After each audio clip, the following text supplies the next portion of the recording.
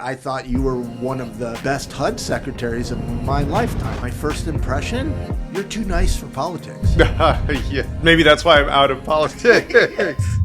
I went into public service early. I got elected to the city council right out of law school. So it was an honor to become HUD Secretary.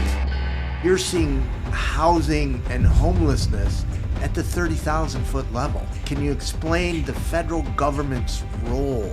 The federal government has an absolutely critical role, maybe the most important part, which is resources. During the Obama administration, there was a good, strong blueprint. There was a good relationship with advocates, listening to the people actually experiencing homelessness. So much of that is just gone. It must be hard for you on the sidelines watching this. At the federal level, it's crazy time. What gives you hope? The winds are changing politically, that's one thing. That fighting spirit is still there, and it's producing some victories. Today on Homeless Unfiltered, we are joined by former HUD Secretary Julián Castro. I'm so excited to share this episode with you. Julián was the mayor of San Antonio, and when he was mayor, I was very critical of his homelessness policies. You've got to watch and listen to this podcast because we had a very candid conversation about how when he went to HUD and started looking at the housing first evidence, it changed his paradigm about solutions that actually work. Under President Obama, he was HUD Secretary and oversaw a reduction of veterans' homelessness by 47%. In 2020, he ran for president with a campaign centered around housing and social justice, bringing those conversations to a national stage. Currently, he's the CEO of the Latino Community Foundation, the nation's largest Hispanic-serving foundation. We talk about housing first versus this insane push to criminalize homelessness, which will only make homelessness worse. We talk about how the Trump administration is reversing years, maybe decades of progress. And we talk about the affordable housing crisis as the root cause of homelessness. And if we're ever going to really have success in ending homelessness, we have to fix housing in this country. Thank you for taking the time to have a conversation with us. Great to be here. Thanks for the invitation to chat. I've seen you in the media for years, and this is the first time I've met you in person. My first impression, you're too nice for politics. Yeah, maybe that's why I'm out of politics. You're definitely too nice. We first connected, or I first knew of your political career because you were the mayor of San Antonio and then HUD Secretary under President Obama. Can you tell me about that? Yeah, I went into public service early. I got elected to the city council in San Antonio basically right out of law school when I was 26 years old and just starting out as a lawyer, and then got elected mayor a few years later and served there for 5 years as mayor. I grew up in San Antonio, that was when I thought about getting into politics in the first place. That was sort of my dream job. Yeah. I had a lot of pride in the city. We also had some notable progress on especially community building and work with the Promise Neighborhood program, Choice Neighborhoods, a couple of other things that the administration had really tried to invest in. And so it was an honor to get to actually become HUD Secretary for the last 2.5 years of the administration, and both get to continue some of the work that I did in San Antonio and then learn just a lot. Yeah. I learned a lot during those 2.5 years. What is it like?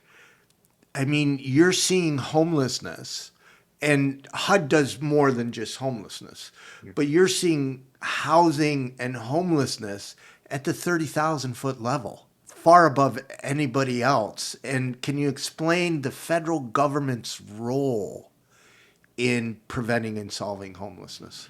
The federal government has an absolutely critical role in different ways, from research that it helps to fund and that it amplifies to maybe the most important part, which is resources. Yeah. The federal government needs to be a strong partner with state governments, local governments, the private sector to create as much housing opportunity as possible and to make it as affordable as possible for people. And then, of course, all of the policies that come out of DC, that plays an intimate part on how possible it is to drive down the numbers. Well, people often say homelessness is a policy choice because That's right. of the lack of affordable housing. For every $100 increase in median rent, homelessness increases by 9%. And there's so many people right now that just cannot afford a place to live. And that's the biggest driver of homelessness. Yeah, and as you have seen over the years, I'm sure, and a lot of your listeners, housing in general, and then of course homelessness within that, it's never the priority that it should be. It's something that affects so many people of different political stripes, whether they live in a red district or a blue district. It affects people. And for them, when you ask everyday people, it is a priority. How am I going to afford the rent? Or, Right. or, how am I going to make it? Or if their dream is to own a home, how am I going to ever save up enough money to afford to buy a home? But when you get into the policy and politics world, it's like number 50 on the list a lot of times. That's changing, and it has changed, thankfully. It's improved. Right. But there's no question that because of necessity, there's more focus on it now in a lot of places than there used to be. But to me, it has never gotten the focus that it should. So the federal government's role, I would say, just to cap that off, is to keep that as a priority. Yeah. That helps. Yeah, I was telling you earlier, I was critical of you when you were mayor of San Yeah, Antonio yes. because of Robert Marbut's Yes. model. And then when you joined the Obama administration, and I'm not saying this, I mean, I don't hold punches. I mean, I'm very sincere. I thought you were one of the best HUD secretaries of my lifetime. I mean, reducing veterans' homelessness. Mm-hmm. You pushed for affordable housing, laws to protect fair housing, and you did something that is a passion of mine. I was really big on digital inclusion and broadband. The ConnectHome program. Yeah, I mean, people don't realize how important it is. How do you better your life if you cannot access the internet? And some people can't afford to access the internet, or these carriers that, low budget carriers say unlimited, but the fine print says, you're going to run out in a day. That's true. Yeah. No, for me, as I mentioned, I learned a lot coming from being mayor of San Antonio to HUD Secretary. And one of the things I learned was the value of that housing first model. Haven for Hope in San Antonio, I think in some ways had its successes and was well intentioned, like most programs that address homelessness are. But the difference in that model was that at least when it started, and it may still be that way now, but when it started, it required people to kind of jump through hoops in order to get into it was a reward permanent and punishment model. That's right. And the research overwhelmingly has shown over time that housing first is more effective at actually providing what people need and keeping them off the streets and helping them get the other services, whether it's mental health care or getting employed or getting their GED. That's just a more successful model. And I really didn't have an appreciation for that until I got to HUD. What changed? How did it change? Well, I mean, I think for me, what changed was just getting to see the work and learn about the work. I mean, we had an excellent team at HUD. That was wonderful, but just getting out on the road. I visited 99 communities in the 2.5 years that I was HUD secretary. Wow. And listened to people who actually benefited and were able to change their lives because of the work of all of the providers and advocates and policymakers that did the right thing.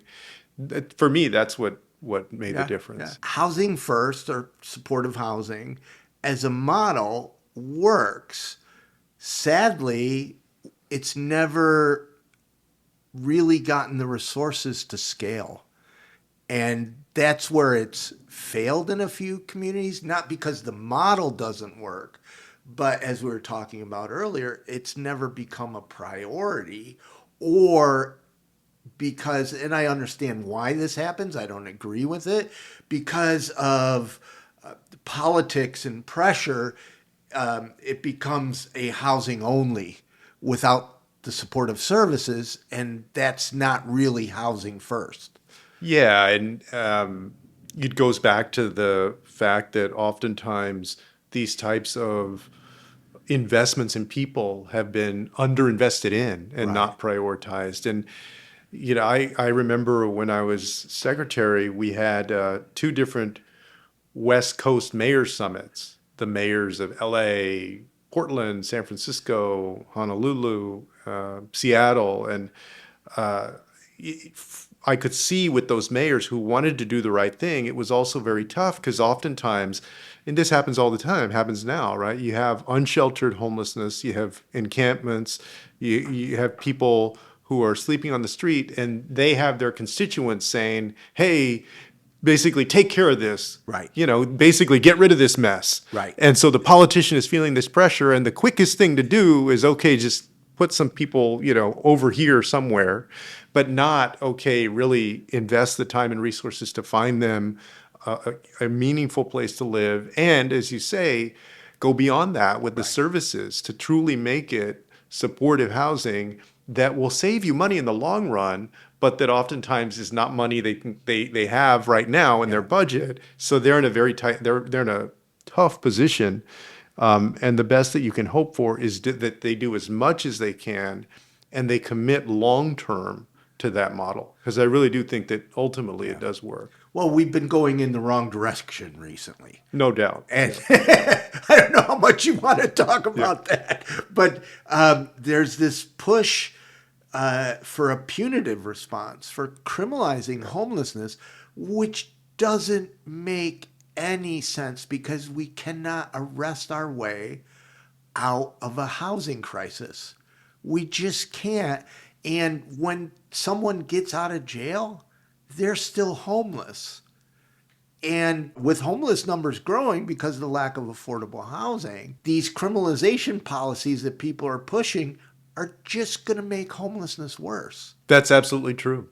And it's just a revolving door. And when you add it up in the long run, it costs the taxpayers more to have hundreds or thousands of people in some instances that just circulate through that system instead of putting the resources into finding them permanent housing and housing that is supportive so that they can get on a better track, which is also something that, when you talk to folks, that's what they want.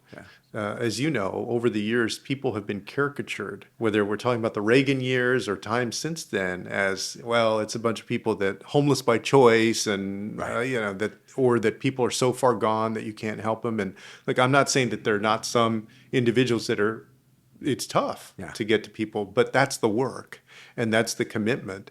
And so during my time, what I loved to see was just at a grassroots level, at a community level, people who were delivering those services and policymakers who had committed to investing the resources possible to get people off the street, and more than that, to get them onto a better life. As homelessness grows, people are getting frustrated and they're pushing for laws that criminalize homelessness, which will only make the problem worse.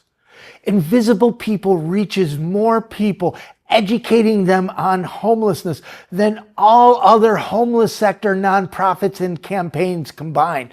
But we do it on a limited budget. We don't have the funding they do. We are mostly funded by individual donations. And now that the economy is struggling, individual donations are disappearing, and we need you. I get it. You might not have the money to donate. Many people are struggling right now. Please share our content, share our videos. It really matters. And if you do have some funds and want to help be part of the solution to solve homelessness, please visit invisiblepeople.tv/donate. Our important work stops without you. This work has never been easy, and it's so hard now. It's harder than it needs to be. I don't even have a metaphor for it. It's just like you're banging a head against the wall. And to me, there's a moral issue because I believe we should take care of our neighbors, whether they're homeless or just laid off, or maybe they're having health issues or whatever the challenge your neighbor, we should have compassion for the people around us. That is where I am. Then you look at it fiscally, permanent supportive housing saves money and it saves lives. And then now we have this current administration that is, I like to say, dancing madly backwards. That's a colorful and probably accurate way to put it. Yeah. And it's over political ideology, not actually what works. It must be hard for you on the sidelines watching this. Yeah, I mean, I think that during the Obama administration, there was a good, strong blueprint that was set up through Opening Doors, which was the vision for ending homelessness and beginning with veteran homelessness. And veteran homelessness did not end, but it was reduced by 47% between 2010 and 2016. And maybe most importantly, there was that blueprint of relying on the research, of best practices, of building a coalition and coordination between the federal, state, local, and nonprofits. And there was a good relationship with advocates of trying to understand and listen to how the government could be as responsive as possible and listening to the people actually experiencing homelessness. So much of that is just gone in the administration right now. I mean, the advocates are still doing their important work. A lot of states are doing good work, local communities. I'm going to highlight Dallas today as one example on unsheltered homelessness. So a lot of great work is still happening, but at the federal level, it's crazy time here. And I was happy to see the National Alliance to End Homelessness and National Low Income Housing Coalition and others win, at least at the federal district court level, their lawsuit on the NOFO of 2025, because the Trump administration is just trying to change the priorities and change the rules in a way that are going to hurt people. I mean, it was estimated that 179,000 people might, become homeless because of those changes. Right, the last changes, and then they have some new changes because they lost in court, and that one's almost 100,000 people are going to lose their housing. Yeah. It's dancing madly backwards because there was success under the Obama administration. If you look at the success in reducing veterans' homelessness, that was the model. It's like, okay, let's expand this. It works, and we can significantly reduce homelessness. And then everything seemed to just start disappearing. And now it's like you mentioned the National Alliance and others who were in litigation. I interviewed Ann, and she's like, we had a great relationship with HUD for 40 years. We didn't want to do this. Yeah. I mean, through Democratic and Republican administrations, oftentimes, obviously some had more of a commitment than others, but there was this basic commitment to mission and to people. And that, I think, is what's missing. And that's part of the reason that they're losing so many people there, and they've furloughed or laid people off. But the damage that has been done to the federal government's ability to be a strong partner in ending homelessness cannot be overstated. Ouch. And to me, this is for the next few years going to be the work of picking up those pieces and putting it back together. And as I'll talk a little bit about today at the conference, reimagining. While we can, taking the model that we know works, and then, okay, what else can we do when we have the chance? Can you explain that? Well, I mean, I think part of that is still out there. I don't know that there's a robust effort right now to do that. But I do know that there are, the researchers, there are the advocates, the nonprofits that understand how to do it. And you mentioned the success the Obama administration had on veteran homelessness. Well, toward the end, to your point, we had the plan on family homelessness, on chronic homelessness. And so maybe part of the reimagining is actually going back and updating Yeah. that. I think there's opportunity there. My hope is that in general we're going to see a pendulum swing, and that pendulum swing is going to make more possible serious policymakers doing, the best that they can and putting the resources back into solving homelessness. During the Obama administration, there was significant impact in reducing veterans homelessness and family homelessness and chronic homelessness because it was a priority. But what's the timeline on that? Well, it's fascinating. Opening Doors, which was the blueprint that spurred that work, set a 10-year time horizon to end homelessness. Now, of course, we know that homelessness was not ended, but to see a 47% reduction within 6 or 7 years, to see during that time period overall homelessness go down by 10%, there's no question it takes a long time, right? I mean, this is a large, long-standing challenge. But what gives me hope is that we also saw that you can make progress pretty quickly. 47% in 6 or 7 years, that's significant, almost cutting it in half. The lesson, I think, is it goes quicker if Washington works the way that it should, if the resources are appropriated, if best practices are engaged, if there's a coalition and there's coordination, federal, state, local, nonprofit, private sector, if those things are in place, I think that you can make tremendous progress within a decade. And that's what we got to keep fighting for. Absolutely. Since you're going to talk about Dallas, we have a documentary on Dallas. I'll link in the description. And we just uploaded one on Atlanta. And there's communities across the country that are having significant impact in reducing homelessness. And what it is, it's always been kind of like this shelters versus transitional housing versus permanent supportive housing, and this like tug of war. No, it's everybody together. It's prevention. You got to start with prevention. Then, affordable housing and outreach and shelters and supportive housing and transitional housing and treatment and harm reduction. And if it all works together, and that's what you're seeing in Dallas, that's what you're seeing in Atlanta, that's what you're seeing in Hennepin County, it's a model that works. And I don't really understand why the Trump administration and others are just really intentionally ignoring the evidence. I just see it as a lack of commitment to people and to an issue that they just don't really care the same amount about. And I'm sure there are people, in the administration that do, but at least the prevailing wind there is, it's not on the priority list. But administrations change. And They do. that's going to happen. Knock on And so table. there Knock on table. will be another opportunity. In your position in the federal government, how do advocates get your attention?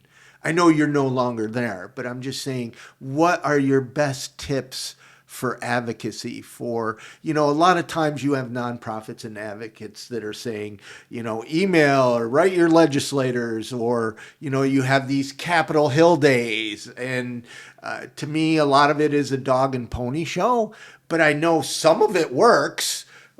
What is the best way to influence policy change at the grassroots level and at the federal? I would say, this is going to sound trite, but that there's no magic formula. But what I would say to advocates is all of those things do add up. The communication with the HUD staff, the lobby days that people come up to DC for.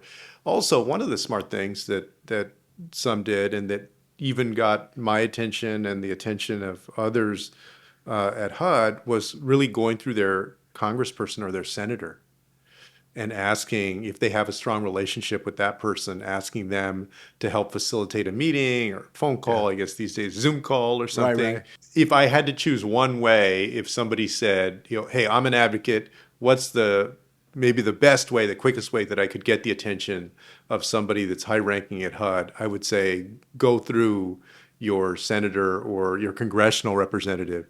Even more so if that person's on the Financial Services Committee, for instance, Money or one of the talks, other, right? I mean, somebody that you're gonna go in front of, those types of things. But there's also so much strength in coalition organizations and broad-based organizations like National Alliance to End Homelessness, National Low Income Housing Coalition, because they're part of this ecosystem in DC that already has those relationships with HUD. And so getting them to spotlight your work, to tell the story of the progress that you're helping to make, or a problem, an issue that you have, that's also pretty effective. Yeah, it's very sad to me that the relationship between, as you said, National Low Income Housing, National Alliance, and others, and the federal government has been, I don't want to use disrupted. It's almost like it's separated in a way, but as you said, administrations change, and there's going to be a healing process.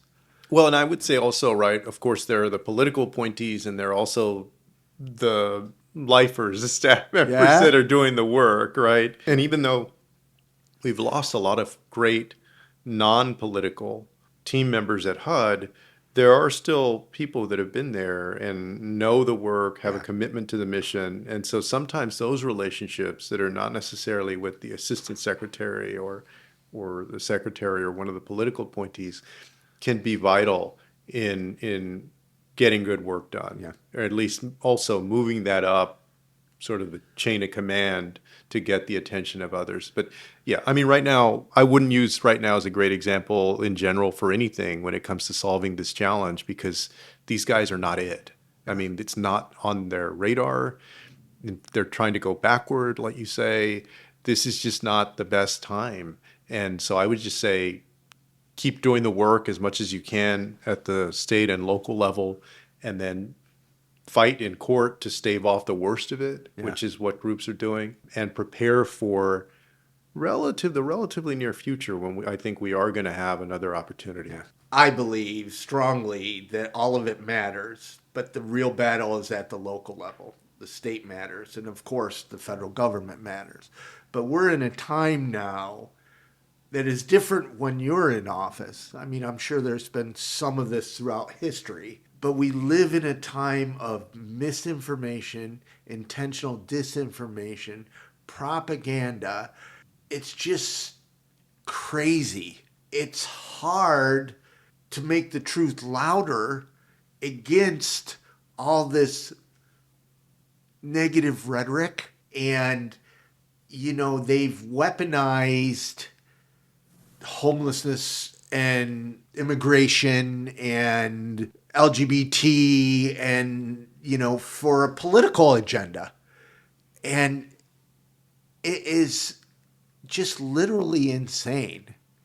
Yeah, the confluence of these things, of technology that, as you point out, has made it harder to separate fact from fiction and tell the truth from lies, has made it easier for people who are trying to lie to people and convince them of things that aren't true.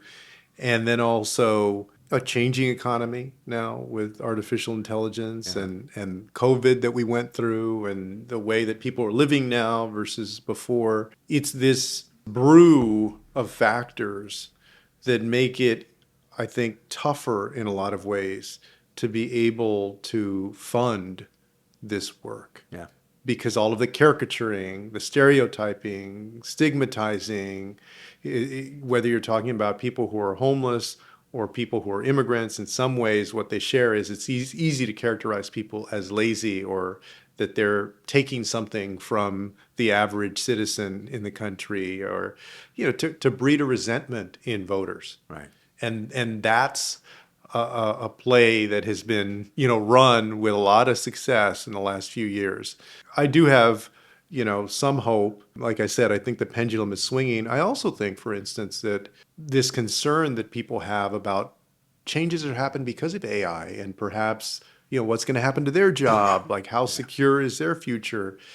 It's unfortunate that we're in the world where we're thinking about that, having to think about it, but at the same time, it provides an opportunity, I think, for sort of a bonding around what you pointed out earlier, which is that, hey, we are all in this together.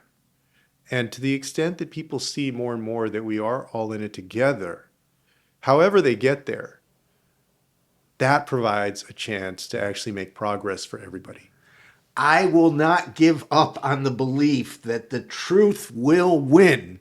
That the you've got to go through it sometimes and it looks dark, but I do believe truth, the good, the light will shine through, if you will. I don't want to sound like a preacher here, but No, I mean, and I agree with you. Generally, I am an optimistic person. Yeah. And I believe that people are fundamentally, they want to do the right thing, that they're fundamentally good.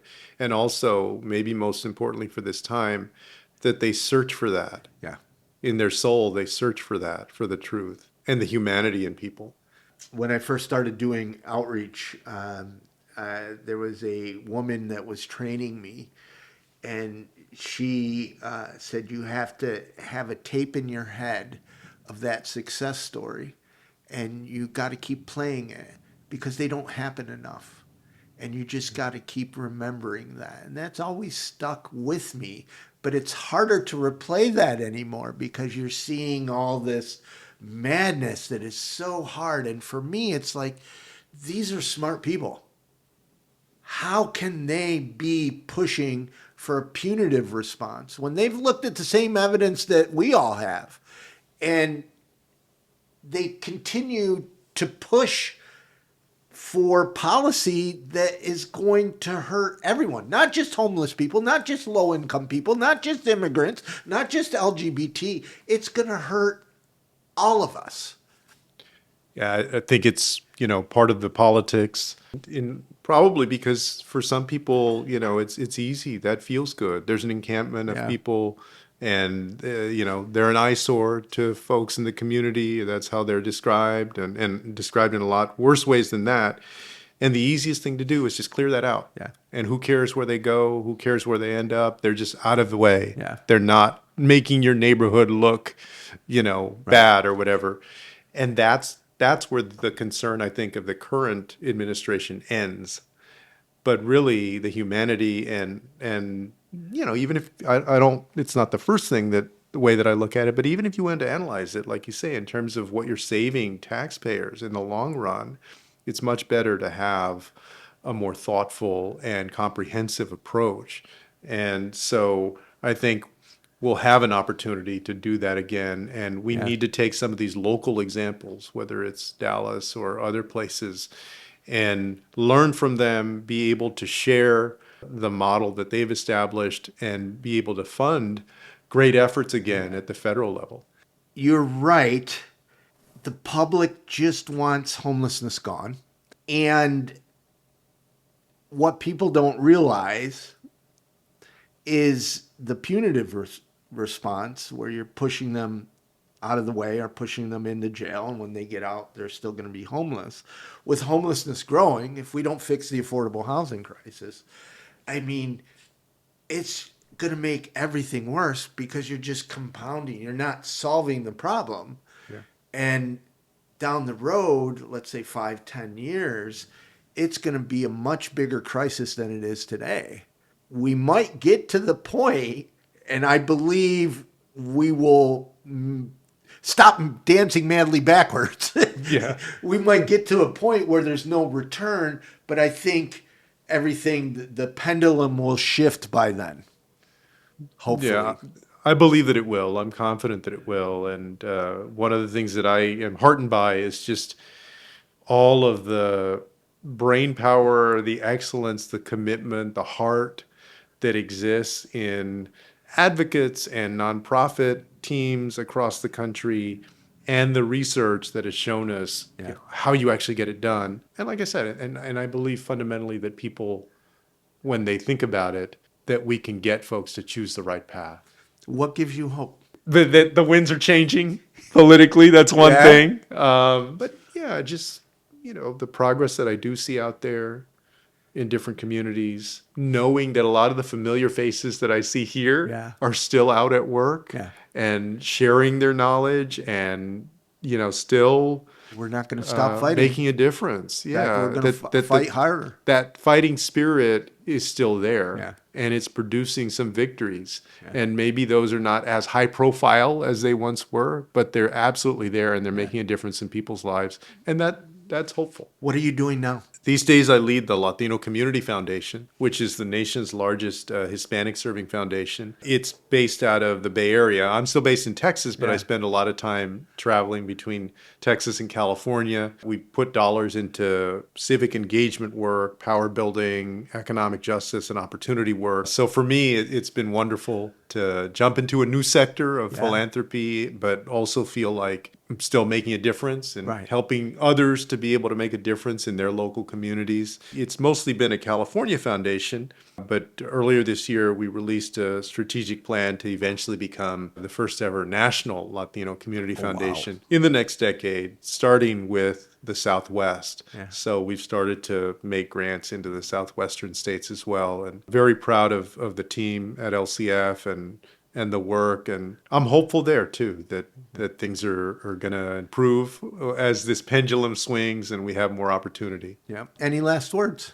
Just thank you, Martin, for highlighting this. Thank you, as I'll express, to so many of the advocates. It doesn't happen. The resources don't get out there without it.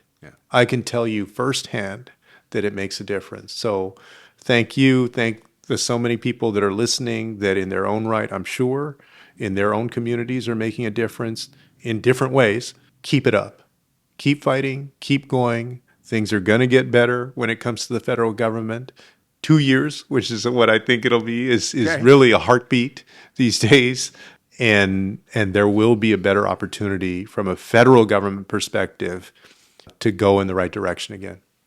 Well, thank you very much for spending time with us. Thanks for having me.